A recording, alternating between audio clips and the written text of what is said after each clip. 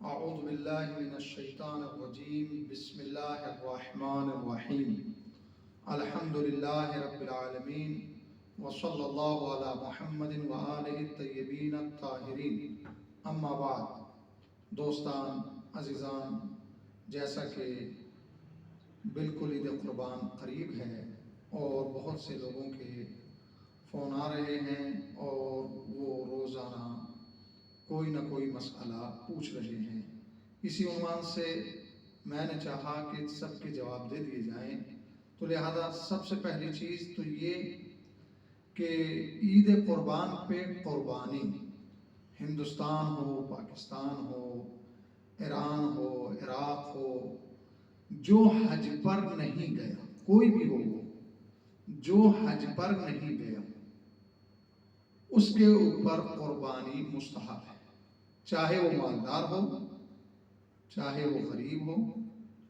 ضروری نہیں ہے کہ اگر پیسہ اس کے پاس ہے تو اس کے اوپر واجب ہو جائے گی، نہیں نہیں نہیں، قربانی مستحب ہے، چاہے وہ مالدار ہو، حیثیت مند ہو یا حیثیت مند نہ ہو، سب کے لیے یہ قربانی مستحب ہے۔ اس کا ثواب ہے اور مستحب مؤکدہ، یعنی اس کی تاکید کی گئی ہے، اس کا ثواب بہت زیادہ ہے، اس کی عظمت بہت زیادہ ہے، لیکن واجب نہیں ہے۔ واجب فقط اس شخص پر ہے کہ جو حالت احرام میں حج کرنے کے لیے گیا ہو اور اس نے حج تمتع کر رہا ہو وہاں پر، تو اس کے لیے قربانی لازمی ہے اور اس کے اوپر واجب ہے۔ تو ایک بات تو یہ کہ یہ قربانی تمام لوگوں کے اوپر مستحب ہے، واجب نہیں ہے۔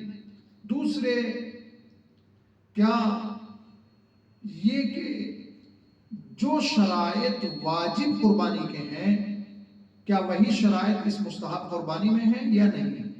مثلا واجب قربانی میں یہ ہے کہ کان کٹا نہیں ہونا چاہیے بکرا، یا لنگڑا نہیں ہونا چاہیے بکرا، یا اندھا نہیں ہونا چاہیے، یا زیادہ بوڑھا نہیں ہونا چاہیے۔ کیا اس قربانی کے لیے بھی یہی شرطیں ہیں؟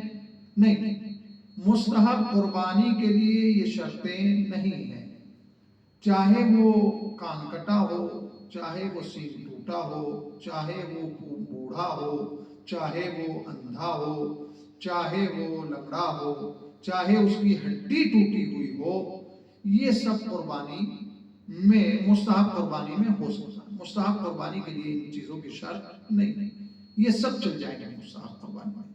تو لہذا بہت سے اس کے لیے پریشان ہوتے ہیں، بہت زیادہ زحمتیں کرتے ہیں، نہیں، مستحب قربانی میں یہ سب چل جائیں گے، لیکن بہتر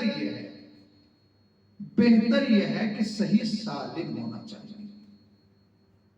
لیکن اگر صحیح سالم نہیں مل رہا ہے، سینگ ٹوٹا مل رہا ہے، یا ہڈی ٹوٹا مل رہا ہے، یا اندھا مل رہا ہے، تو قربانی کے لیے اسے لے سکتے ہیں، قربانی ہو جائے گی، کیونکہ یہ مستحب قربانی ہے، اس میں وہ شرطیں نہیں۔ اسی طرح کیا لازمی ہے کہ بکرا جو لیا جا رہا ہے وہ خصی نہ ہو؟ نہیں، مستحب قربانی میں یہ شرط بھی نہیں، مستحب قربانی میں خصی بھی جو ہے وہ قربانی کی جا سکتی ہے، مستحب قربانی کے لیے کوئی پریشانی خصی بکرے میں نہیں ہے۔ اسی طرح نر اور مادہ کا ہونا ضروری ہے کہ نہیں جی نر ہی کی قربانی ہوگی، مادہ کی قربانی نہیں ہو سکتی؟ نہیں، نر اور مادہ دونوں کی قربانی ہو سکتی ہے۔ آپ کو نر مل رہا ہے تو نر کرے، اور مادہ مل رہی ہے تو مادہ۔ اگر نر پیدا نہیں ہو رہا ہے تو مادہ کی قربانی کرنی، کوئی پریشانی نہیں۔ اسی طرح تیسری بات یہ ہے کہ